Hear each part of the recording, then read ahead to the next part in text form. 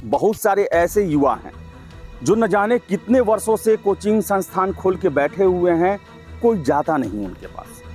क्यों? क्योंकि सब कोई ब्रांड और चेहरे के ही पीछे पड़ा हुआ है कि नहीं ये चेहरा है, बड़ी बड़ी बात करते हैं आकर टीवी प्रोग्राम्स में, बहुत ही ज़्यादा एडवर्टीजमेंट उनका होता है। जहाँ 10,000 छात्र पढ़ेंगे वहाँ से 100-200 रिजल्ट होते ही होते हैं और उन्हीं का ब्रांडिंग भी किया जाता है और उन्हीं का ब्रांडिंग करके न जाने कितने हजार छात्रों को बरगलाया जाता है। कोई ज़रूरी नहीं है कि एक ही व्यक्ति की बपौती है या एक ही व्यक्ति को एक अधिकार मिला हुआ है या एक ही व्यक्ति उस परीक्षा को पास कराने के सारे गुण को जानता है। बहुत लोग जानते हैं लेकिन उनको उभरने का मौका नहीं है। बहुत सारे हजारों शिक्षक पड़े हुए हैं जिनके पास योग्यता भी ज़्यादा है, विशेषज्ञता भी ज़्यादा है, कभी वो सामने नहीं आ पाते हैं। काफ़ी अच्छा पढ़ाते हैं, काफ़ी ज्ञान है, उनका पढ़ाने का स्टाइल जो है वो काफ़ी अच्छा है, लेकिन वो इस बाजारीकरण और ब्रांडिंग के युग में सेट नहीं कर पाते हैं। नमस्कार, आप देख रहे हैं द बिहार टॉप। मैं हूँ आदेशपुरी। दिल्ली में यूपीएससी एस्पिरेंट की डूबकर मौत होने के बाद से बिहार सरकार कोचिंग व्यवस्था को लेकर काफ़ी सतर्क है और एक तरह से सर्जिकल स्ट्राइक अभी बिहार में चल रहा है। आपको बता दें कि 124 कोचिंग को बंद करने का आदेश पटना जिला प्रशासन के द्वारा जारी किया गया है। साथ साथ जो रजिस्ट्रेशन के मानदंड हैं उनको कड़ाई के साथ पालन करना है। अगर आप एक बार पालन करते समय पकड़े जाते हैं, अगर पालन नहीं किया गया है तो 25,000 रुपये का दंड और दूसरी बार पकड़े जाते हैं तो लाइसेंस रद्द होगा ही होगा, 1 लाख रुपए का जुर्माना भी लगेगा।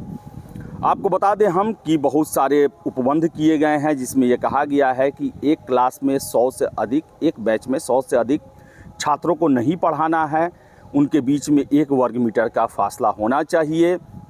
फिर से जो आप शिक्षक पढ़ाने के लिए रखते हैं उनकी योग्यता आपको बताना होगा और पाठ्यक्रम का समय क्या है, यानी कि कोई भी कोर्स कितने दिनों में ख़त्म हो जाएगा, इसको लेकर भी जानकारी देना है। इसके अलावा जो इंफ्रास्ट्रक्चर है उसको भी दुरुस्त रखना है, जांच किया जाएगा। 125 कोचिंग पर आपको बता दें हम, उनका निबंधन रद्द किया गया है, यानी उनको बंद करने का आदेश जो है वो जिला प्रशासन के द्वारा दिया गया है और भी बहुत सारे कदम उठाए गए हैं। आपको हम विस्तार में बताते हैं।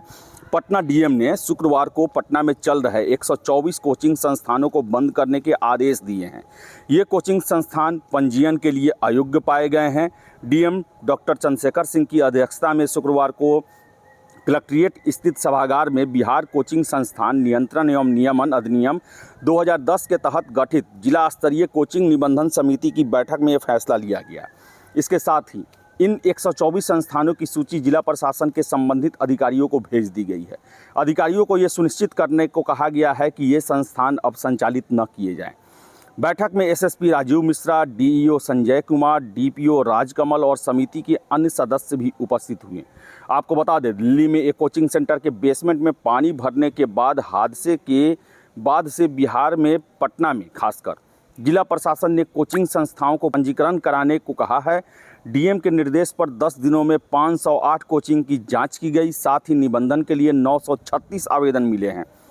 इनमें से 413 का निबंधन पहले हो चुका है। शेष 523 आवेदनों में 138 की जांच हुई थी, जिसके बाद इन 138 कोचिंग को निबंधन के लिए अयोग्य पाया गया। इनमें 14 कार्यरत नहीं थे और पंजीयन के लिए अयोग्य पाए गए। बाकी 124 कोचिंग संस्थानों को बंद करने के आदेश जारी किए गए हैं। आपको बता दें, समिति के सचिव डीईओ ने एजेंडावार रिपोर्ट दी। उन्होंने बताया कि 523 आवेदनों में से शेष 385 आवेदन की जांच चल रही है। इनमें से 46 की जांच रिपोर्ट मिली है। शेष 339 आवेदन की जांच प्रक्रियाधीन है।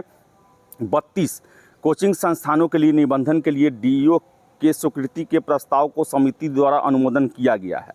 बिहार कोचिंग संस्थान नियंत्रण एवं विनियमन अधिनियम 2010 की धारा 6(2) के में दंड का प्रावधान है। प्रथम अपराध के लिए 25,000, द्वितीय अपराध के लिए 1 लाख रुपए जुर्माने और द्वितीय अपराध के बाद निबंधन रद्द करने का भी प्रावधान किया गया है। 85 कोचिंग की जांच चल रही है। तो आपको बता दें, बिहार में जो है वो कोचिंग संस्थानों के व्यवस्था और उनके नियमन को लेकर काफ़ी फैसले लिए जा रहे हैं। 10 दिनों से लगातार जांच चल रही है। डीएम साहब की बैठक हो रही है और हमने आपको कल बताया था, हालांकि बहुत सारे छात्रों के द्वारा उस वीडियो में विरोध भी किया गया, विरोध उनका स्वीकार्य है और वो समझे नहीं बातों को। आपको बता दें कि 100 कैंडिडेट का हमने बात किया, 100 छात्रों का एक बैच का बात किया। उनका कहना है, छात्रों का बहुत सारा कहना है कि अगर इस तरह चलते रहा तो बहुत सारे छात्र पढ़ नहीं पाएंगे।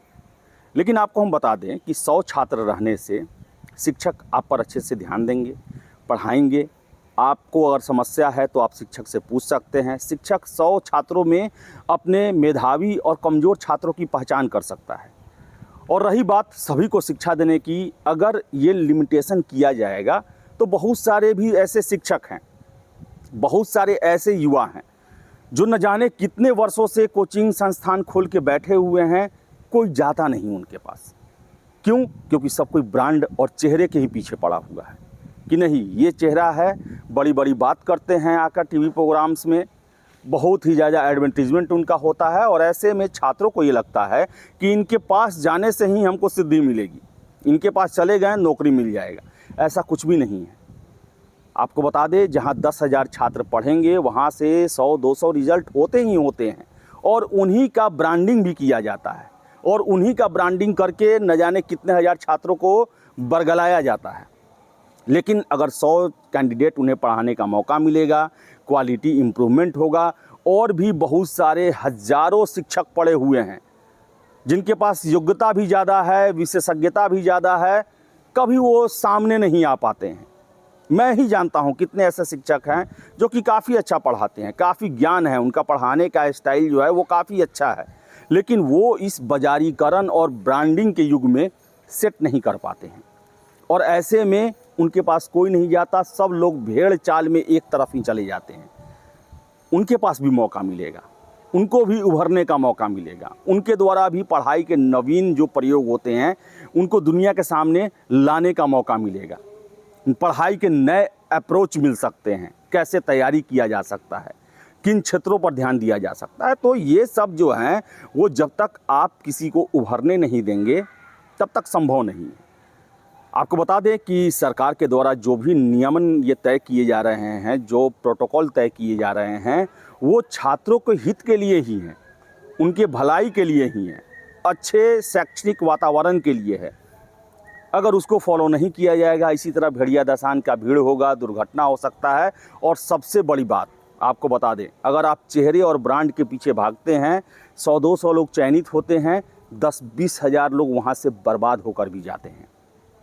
और उन्हें लगता है कि हमने सबसे अच्छा आदमी के पास कोचिंग लिया, तब भी मेरा नहीं हुआ, मेरे भाग्य में ही नहीं था, हम उस लायक थे ही नहीं।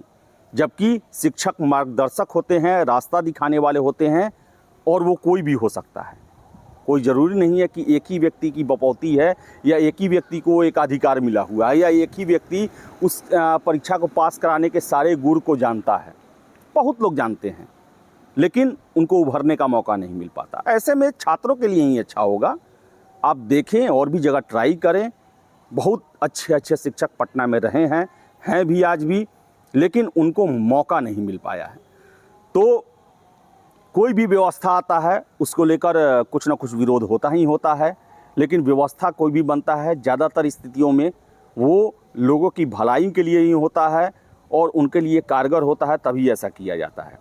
आशा करेंगे कि जो भी सरकार के द्वारा कोचिंग व्यवस्था को के नियमन के लिए, रेगुलेशन के लिए जो कानून बनाए गए हैं उसका कड़ाई से पालन करवाया जाएगा और शिक्षक छात्र भी इस पर ध्यान देंगे, ताकि पटना का कोचिंग व्यवसाय जो है वो फिर से अपने पुराने दिन में लौट सके, पूरे देश के छात्र वहाँ पे आ सके, वैसी सुविधाओं का निर्माण वहाँ हो सके और ज़्यादा से ज़्यादा उसका फ़ायदा उठा के अपने भविष्य को संवार सके। तो देखिए आगे क्या क्या कार्रवाई होता है। फिलहाल इस वीडियो में इतना ही। वीडियो पसंद आए लाइक शेयर करें, हमारे चैनल द बिहार टॉप को सब्सक्राइब जरूर कर लें। धन्यवाद।